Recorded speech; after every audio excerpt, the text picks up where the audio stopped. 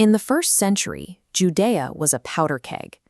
At the top of the region's political hierarchy sat King Herod the Great, a Roman-appointed ruler who maintained his grip on power through absolute paranoia and calculated terror. He fortified his borders and his capital with monumental stonework, but his true defense mechanism was bloodshed. Herod was so obsessed with losing his crown that he ordered the execution of his favorite wife and 3 of his own sons just to eliminate potential rivals. Into this hyper-vigilant atmosphere, a delegation of foreign dignitaries arrived in Jerusalem. But they didn't come to pay respects to Herod. Instead, they bypassed the palace and started asking the locals where they could find a newly born king of the Jews. These wise men, or Magi, were influential Zoroastrian astrologers or Parthian kingmakers. They traveled with the political weight and wealth of the Eastern elite, making their arrival a significant diplomatic event. For a tyrant who murdered his own sons over mere rumors, the arrival of foreign elites searching for a star-ordained rival was explosive. The text notes that Herod was perturbed, and because of his infamous temper, that anxiety ripped through the entire city of Jerusalem. He immediately summoned his chief priests and scribes, demanding to know where this promised Christ was supposed to be born. They pulled from the ancient scroll of the prophet Micah, pinpointing a small farming town just 5 miles south, Bethlehem. An entrenched, heavily armed dictator was now actively deploying the resources of his state to hunt down an emerging prophesied infant. The Magi left the tense marble halls of Jerusalem and followed the star to that quiet hillside village.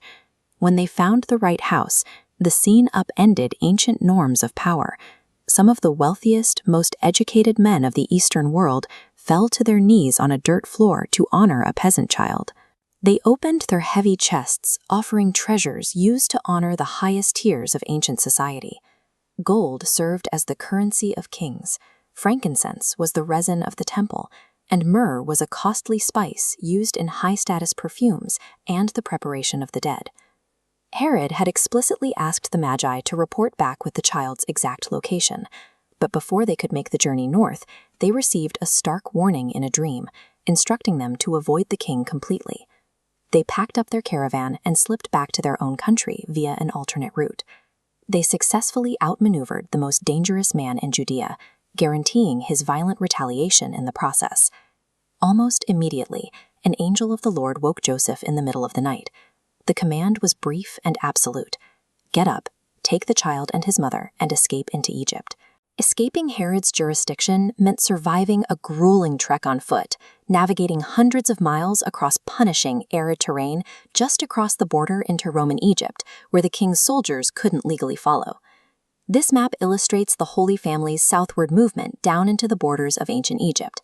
The author Matthew connects this journey directly to the prophet Hosea, framing Jesus as a new Moses, embodying the ancient exodus of the Israelite people. Back in the capital, the realization that the Magi famished sent Herod into a boiling rage.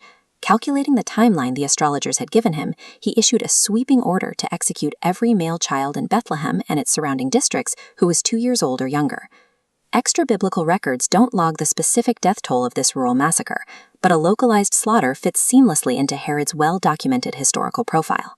He regularly purged his own citizens on mere suspicion. Matthew frames this horrific collateral damage through the words of the prophet Jeremiah. The ancient grief of Rachel, weeping for her exiled descendants, echoes once again as soldiers arrive at the doorstep of Bethlehem.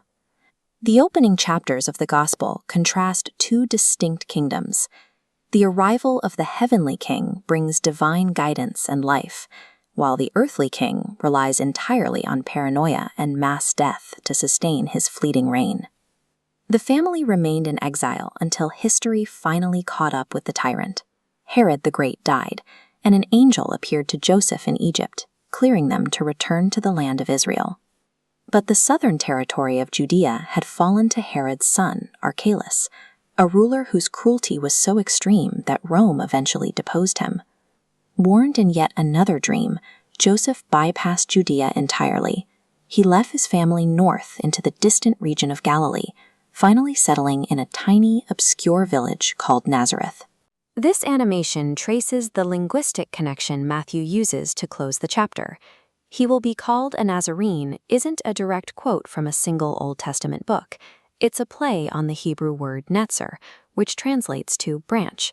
It draws on Isaiah's prophecy to signal a Messiah who would emerge from lowly, despised origins.